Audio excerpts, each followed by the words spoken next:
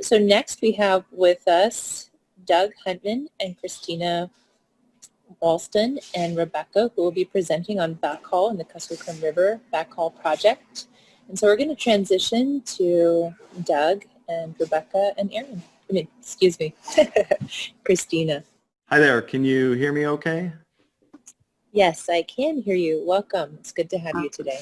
Well, thank you. We're excited to talk a little bit today about our backhaul project that's recently been done. We just really kind of wrapped up last week with the backhaul out in Bethel. Kristina, did you want to kind of intro the project here? And are you still on mute? Yes, thank you. That's Perfect. How my children treat me too. They think that I'm on mute all the time. Hi, I'm Kristina Wolston. Thanks so much for the opportunity to talk about an exciting project that's been going on for a few years. Doug and many others with the IGAP programs years past had started the opportunity to bring partners together in the Kuskokwim region to backhaul household waste from the region to properly dispose. And we weren't sure that this year would be an opportunity to continue that great work, and we had some, significant number of calls and meetings, and we decided, it's worth a lot of the challenges. We believe that we can manage around COVID protocol and restrictions, and it was important for us. It was a great chance to partner with the many tribes and IGAP professionals in the communities, AVCP, Grand Aviation, Ryan Air, Bryce Construction with their barges, and the Paiute tribe, AVCP, ONC, AC, many others, and managed for the most part logistically by Delta Backhaul, the original partner. So I'm Kristina Wolston, External Affairs Manager for Donlin Gold. I've been with the project. I started 20 years ago, left for a long time to work with an Alaska Native Village Corporation, and then came back about a year and a half ago. I'm originally from Bristol Bay, the community of Naknek, and I'm thrilled to be able to work with folks like Rose at AVCP, and Nastasha, and Janelle with ONC and others, and then also the team at Donlin Gold, Vernon Shamalgaria, Colleen LaRoe, Sam Gayak, and Rebecca Wilmarth are just so great to work with on the many community projects we have. I'd like to introduce Rebecca Wilmarth, who lives in Red Devil and is part of our community relations team, and turn the project over to her, and also to Doug Huntman, who has a long career with Department of Environmental Conservation, with the Green Star program, and many other programs that give him real expertise to help us manage an environmentally sensitive project in a really professional and effective way. So thanks again to all of the partners on behalf of Donlin Gold. We are so excited this was a success, and we look forward to hopefully continuing with the Winter Road Backhaul program, and then again next summer on the river. So Jamai, thank you so much. And Rebecca, are you on? I'm going to share my screen now because we have a presentation for everyone. So let me hit that. So the first slide we have is our slide for the project, Donlin Gold, in it for the long haul backhaul project 2020. Again, Delta Backhaul Company was proud to be part of this great effort on the Kuskokwim. This is our third year participating in this project. We've done projects in the past, both on the river in the summertime, and then last year we were able to do a winter backhaul where we were able to serve 7 more villages collecting household hazardous waste. So I'm going to skip ahead to the next slide here. Key partners for this year's effort were Delta Backhaul Company, so my company. I did get my start with the Department of Environmental Conservation. I worked for DEC for 9 years and then was the program director for Green Star for 3 years. I felt the need to get out and do some of the projects and really implement the projects. And basically our company started with Donlin Gold and this project, and getting out there and really addressing the need of the communities and getting some of the worst materials out of the communities and out of their landfills. AVCP has been an awesome partner, a lot of boots on the ground. You see that picture kind of in the middle of the screen. That is all their efforts, ferrying that or shuttling that that material from the airports to the lot, which they let us use in Bethel. The Native Village in Napaimute has also been a huge supporter of the program. They recently got that landing craft, and we've been able to utilize that for the project, which has just been amazing. It's especially in these trying times, it's nice to be able to have resources like that as we continue this project. Rebecca, did you have anything to add on that?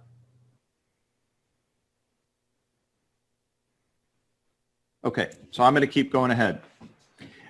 So why do we backhaul in rural Alaska? We get that question a lot.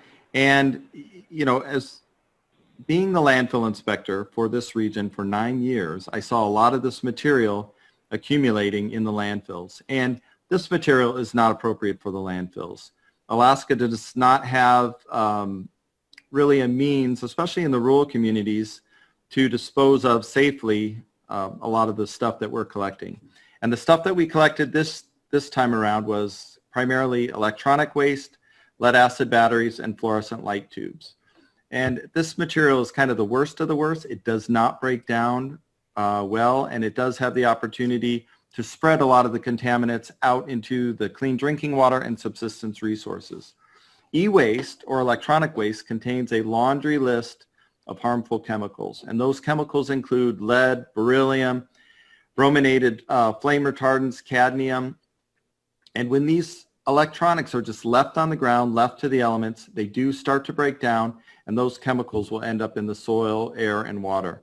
And it compounds the problem when landfills utilize burning for volume reduction, and these electronics are burned. The same goes for batteries. Lead acid batteries are great. They kind of make everything go in the communities. But again, these contain large amounts of lead, plastic, and then of course, sulfuric acid, which is, you know, kind of a known carcinogen, and can also, prolonged exposure can damage brain, kidney, and impair hearing. So moving on, the backhaul process, you know, it sounds easy, right? You just pick up the material, you ship it out, and it goes away. There has been a lot of preparation in making this all work. You know, first of all, we have to contact the villages and see who wants to participate in the process. We have to get an inventory, a rough inventory of what materials are, you know, out there and things that we can collect. We also have to see, you know, judging by those, you know, those materials, what we're going to be able to collect. That bottom left-hand picture does show some appliances. We tried that this year, accepting some of the larger appliances. That's not something we've done in the past. It did seem to work, and we were able to gather that stuff, remove the Freon, and safely ship it out, and that was a big plus for some of the communities. The logistics planning, I'm really proud of our team on this one. Working with Donlin Gold and the villages and AVCP, we were able to do this planning process in about 5 weeks. This was a Herculean effort for the amount of time that we had, for any amount of time. I mean, it was a great effort. Everybody was really on their A game, and we were able to get the planning process done fairly quickly. Everybody here is professionals, and we were really able to tag different groups as far as tasks for them to complete, and they were completed. We were able to advertise the event because we need material, right? So we're able to advertise the event both in Bethel and the communities and really get a good selection of material from these different villages. We hosted the collection event. So the event was kind of two parts. One was collecting the material from the upriver villages, utilizing the native village in Napaimute. We were also able to collect the material from the coastal villages, and Grant Aviation was key in getting that material from the villages to Bethel, where AVCP was instrumental in getting that material from the airport to the lot where we were staging all the material.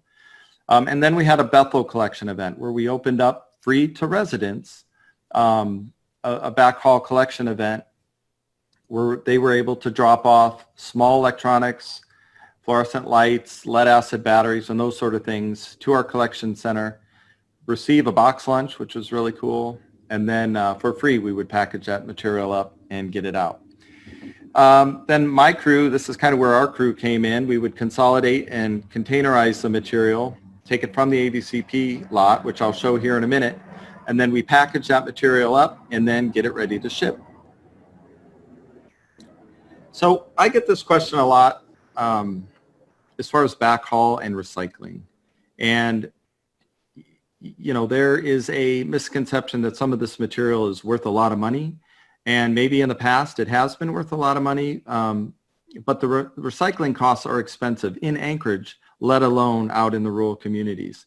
And again, this material is super, you know, has a propensity to impact the environment if left alone in the landfill, and really needs to be able to ship out of the communities. So these are some of the things that have really attributed to the high cost of backhaul. The changes in the import-export laws. China and Vietnam historically have taken the plastics from the computers, and recently they are not. So we have a limited outlet to take some of the plastics and some of the things that go along with the electronics, and the recyclers are no longer taking that for free, so they're charging for that. The value of the materials, or lack thereof, is also a factor in the cost of recycling. Lead almost pays for itself, and the lead in the lead acid batteries almost pays for itself to get out, but most of the other materials do not. Changes to electronics. The electronics have gotten a lot smaller over the years, and it's harder to extract the metals, and there's fewer metals because everything is miniaturized now. The equipment and labor. Again, this was a Herculean effort, both with my crew and then the other crews that are out there with AVCP, Grant Aviation. It was just a ton of people that were able to really give their efforts for this process. The Napaimute crew had about 4 or 5 people in them. We had our 4 people with our crew, and then countless volunteers, both in the villages and then in Bethel. There are liabilities, certifications, and data security to take into account. Oh, let's see here.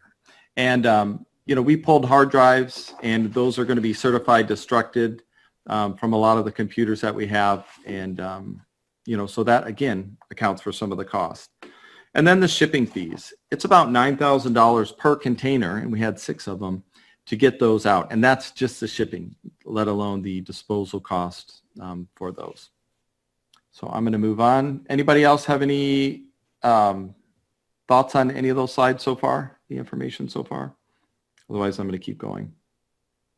Okay, so the regional backhaul program, this was conceptualized when I worked at Green Star and approached Donlin Gold in the very early stages. I'd seen a lot of this material collect in the landfills for years, and I was concerned that it was becoming a problem. So I talked with Donlin Gold. They were very generous that first year to help fund an inventory up and down the river. So we were able to go up and down, catalog what material was out there, and then we devised a plan from there. And our initial plan was year 1, we would work with the middle Kuskokwim communities and remove all the material in that part of the region. Year 2 would be the Bethel area, and then year 3 would be the coastal villages. And over the past 3 years, we've been able to do that first section, the second section around Bethel, and then, again, like Kristina had alluded to earlier, we were concerned that this year with all the COVID concerns that it was going to be hard to work with the coastal communities. But we were able to do that through our partnership with Grant Aviation, and it worked phenomenal. We got a lot of material out of those communities. And again, we're looking forward to the future where we can then start back up towards the top and work again with the middle Kuskokwim, which we were able to, again, with this project, work with some of those communities as well. But the thing is with electronics is that they never seem to stop coming into the communities. People have a problem with the electronics, and then they need to get rid of them. So those first kind of 3 years, we really got rid of a lot of the legacy waste, all that material that accumulated in the villages. And now we're just kind of going back and doing the maintenance schedule where as new materials come in, we're able to collect those and then get them out. And we're hoping that this program continues on with support of the communities and certainly with the support of Donlin Gold. Rebecca, did you want to talk a little bit about some of the COVID protocols and considerations with the program. You might have a hard time connecting, so I probably can still keep talking here. So this year was a little bit different. We did have to attack things a little bit differently. Oh, did somebody just join in?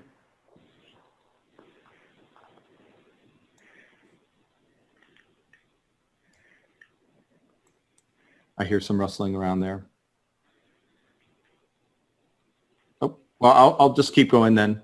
And please, Rebecca, if you're on, please feel free to just join in. So we weren't able to go out to the villages initially prior to the collection event and offer a training for some of the packaging. So what we did this year is we provided super sacks for each of the villages and online training for packaging some of the material. We would collect the material and then my crew would go, once it was collected in Bethel, we would go and then we would consolidate it in the containers. But we wanted to provide some of that information for the villages so they were safe and we didn't have any issues with that material as it was being collected and left on the beaches and then collected with the large landing craft with the village in Napaimute. The IGAP program maintained separation for local residents, so residents were able to drop off their material and then not have to interact with crews and make anybody feel uncomfortable or possibly spread any virus through personal contact. The super sacks were sent ahead to the villages. They were all labeled Donlin Gold so people would know that they were for that project, as well as super sacks left on the beach were easily identified for the native village in Napaimute and the landing craft when their crews came to pick up the super sacks. And then there was no interaction between the villages and the crew from the boat, which there was certainly concerns. And this year we did have to bypass 2 communities that were going to participate in the program because they did have some concerns with COVID in their communities. And, it just wasn't the right time. So we will work with those communities at a later date at a future event. My crew, Delta Backhaul Company, did have a state-approved COVID safety plan prior to going out for the event. All the crew were tested 72 hours prior to travel and then also had a negative test result. Masks were required during the event. We did social distance, so we didn't get too close to folks while we were collecting the material. People could bring in their computers, e-waste, all that stuff, drop it off on a pallet, and then we would come by and collect that material. In the past, we've had a picnic where we've had a grill and burgers and things like that. We also had, in the past, we had promotional material for different programs that we have running and environmental things, and we weren't able to do that this time either. So we were able to provide box lunches and, again, keep that interaction to a minimum. The day of the Bethel event, that took some time to set the event. We wanted to make sure we got as much participation as possible. We advertised the event for about a month prior to the collection day. And then we shipped our supplies to Bethel. We coordinated with the different city and tribes. So all the material coming in from the villages arrived at the same time our crew was going to be in Bethel for the collection event. And then we also coordinated the transportation, both of the barges coming in with the material and the airplanes, but then also the containers going out. We also coordinated with the Donlin Gold crew and the AVCP crew so they could be at the event at the same time and we could all participate, and it was great. Again, the event day was awesome. We had a lot of participation with the community. We would like more in the future. But again, with the COVID concerns and then also hunting season, I think some of those things did play on our event. And we're going to look for new ways to advertise the event and maybe adjust our schedule so we can get more participation. But we still got a lot of material for the event. We had a huge success on this program. And again, there was a lot of unknowns with this because of the challenges that we had. We didn't know how the super sacks were going to work as far as collecting the material, but that, in my opinion, was a huge success. We did really well with that, and our partners with Napaimute Village Tribe, AVCP, and Bryce Construction with getting the material from Crooked Creek on their part. Flying the material from the coastal villages solved a lot of problems. That area is hard to get to. We can't really do anything with the winter ice roads for the coastal villages just because the tides. And in the summer, you're really going from the river to the ocean, and that does present some challenges too. So our partnership with Grant Aviation worked wonderful. And then again, with AVCP, bringing that material in from the airport. We consolidated the material in Bethel, limited the interaction between the residents and the crews. And the other kind of cool thing that I'm proud of is we did not leave any waste in Bethel from the event. A lot of the material was packaged in cardboard boxes and other wrappings that had to be disassembled, you know, so we could package it in the connexes. And all that material was brought back with us to Anchorage, where it'll be recycled or in some cases disposed of. But I didn't want to burden the landfill in Bethel with all the stuff that we were bringing in, so we didn't leave anything there. It was all packaged up, whether it was electronics or cardboard or plastic shrink wrap, it was all taken back with us safely. And the partners were committed to a successful event, and everything was safe. We didn't have any safety incidences, and everyone generally had a really good time. We had a super run of weather for the event too.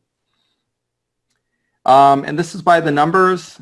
The upper left-hand corner is really cool because that's our before and after.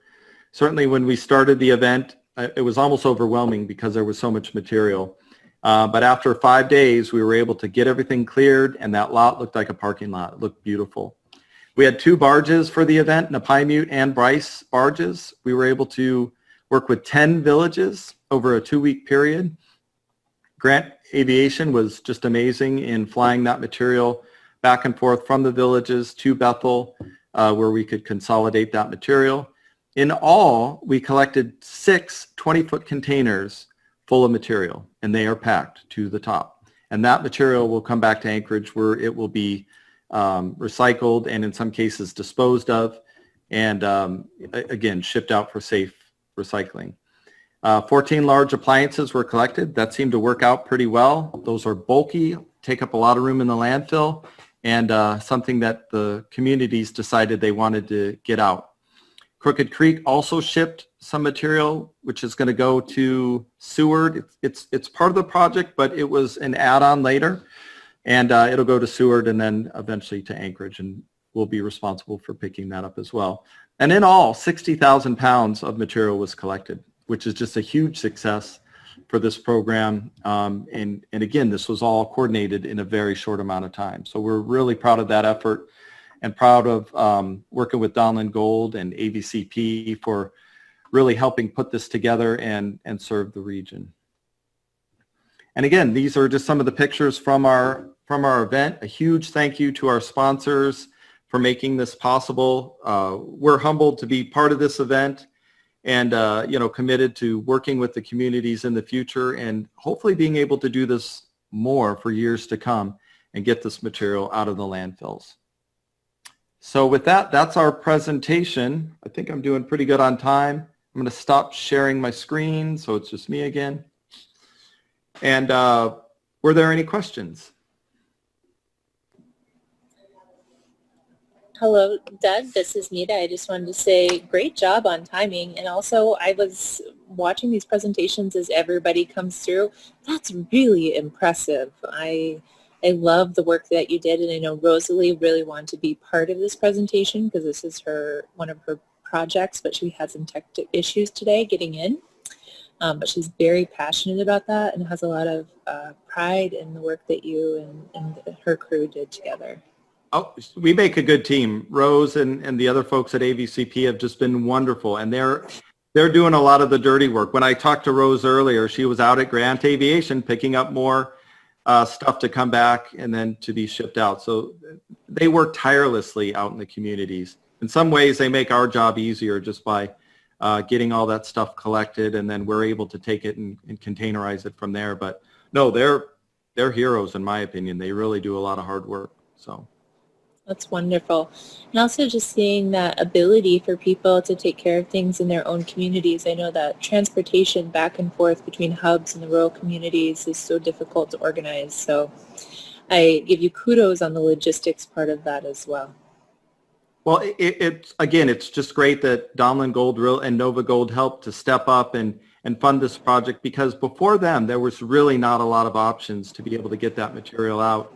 And communities felt, frustrated because they have this stuff and they hear from regulators and other nonprofits that, hey, this material is not good for the villages. We need to get it out. But there were no options. So this really presented a neat opportunity. And it was great that, we're able to work with them through this program and get that material out, because it's gone. It's no longer in the landfills and no longer a threat for these communities. And again, we're really proud of these efforts and proud of our this whole team that worked to put it together in a very short amount of time. Wonderful. Well, thank you, Doug. And I know that we have Rebecca with us, and Kristina, do you have any final words? Well, I was going to let Rebecca speak, but I think we've been messaging back and forth, and she'd been having some issues with her audio on her end, which we know is a challenge in our most rural communities, and she's in Red Devil.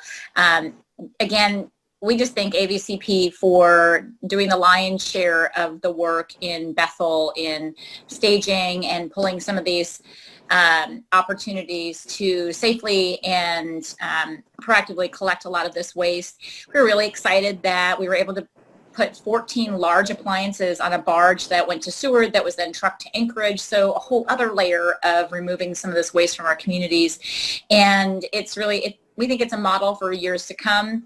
We know it's just the beginning of a lot of the materials that need to be removed from the communities. And we've been committed to supporting landfill cleanup each year in the communities as well. I think 37 communities this summer that we helped to fund for a Cleanup Green Up project.